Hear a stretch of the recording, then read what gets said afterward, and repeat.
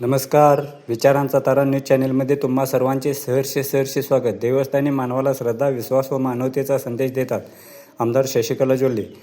आज कारदगा या पवित्र बंगाली देवस्थानाच्या पावनभूमीवर उपस्थित राहण्याचा मला अत्यंत आनंद आणि अभिमान वाटत आहे. हे देवस्थान केवळ श्रद्धेचे केंद्र नसून आपल्या संस्कृतीचे, परंपरेचे आणि सामाजिक ऐक्याचे प्रतीक आहे. खऱ्या अर्थाने देवस्थानी मानवाला श्रद्धा, भक्ती व मानवतेचा संदेश देतात. त्यामुळे देवस्थान आवारात नेहमी जाणे गरजेचे आहे, असे मत आमदार शशिकला जोल्ले यांनी व्यक्त केले.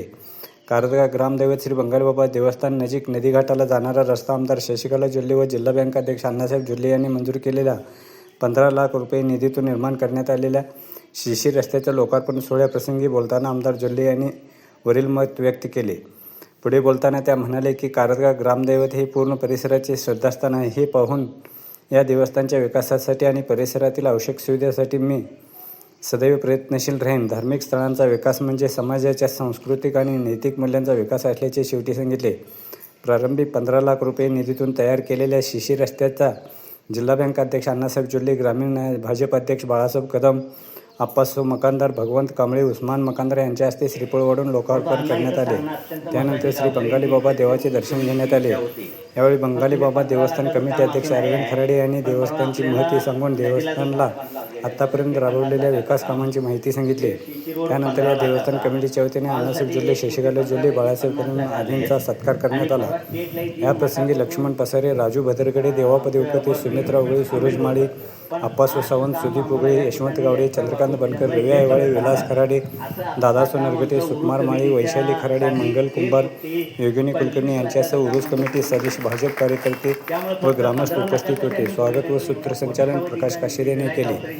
मित्र हो, विचारांचा तारा न्यूज चॅनलला सबस्क्राईब करून, लाईक करून, शेअर कराव्याची विनंती करतो आणि इथेच थांबतो. धन्यवाद. विचारांचा तारा न्यूजसाठी कारदगावहून रणराव बन्ने, बारवाड. त्याचबरोबर गावातल्या भरपूर देवळांनी आपल्याला वरती पण तुम्ही बोलतो, इतर जो विषय फार अत्यंत महत्त्वाचा आहे. अण्णा, या देवासाठी आपण नेहमी मदत करता. कोट्यावधीची कामं आमच्या गावामध्ये झालेली आहेत. त्याबरोबर कालच आपलं बघितलं की बसवाना रस्ता आम्हाला तुम्ही ते कारद्याला फार अत्यंत म्हणाले की आता कारद्यातनं मांगूरला जायचं म्हटलं तर बारवाडला जायची काय जरूरत नाही. काल त्यांनी ते 7 लाखाचा निधी घेऊन तिकडे त्यांनी ते काम केलेलं आहे.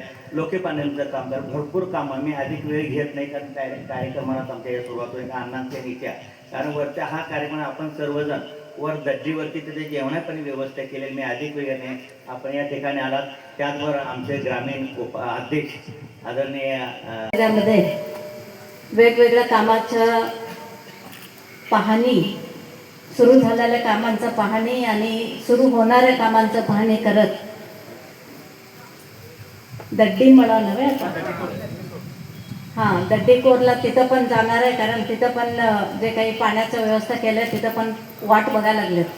परंतु इथं फक्त यायचं आणि रस्ता बघायचा आणि जायचं म्हणून आम्ही विचार केला. अरविंदांना तुम्ही एवढं सगळं सत्कारचा कार्यक्रम केला म्हणून वेळेचा अभाव असल्यामुळं मी जास्त बोलणार नाही. कारण प्रास्ताविकामध्ये तुम्हीच सांगितला की ह्या देवस्थानासाठी, कारण हे कारदग्याचं ग्रामदैवत असं मानलं जातं आणि कमीत कमी 1 कोटीच्या वरती निधी आपण ह्या मंदिरासाठी आणि ह्या एका देवस्थानासाठी आपण करून दिलं. हे माझं देखील एक सौभाग्य आहे.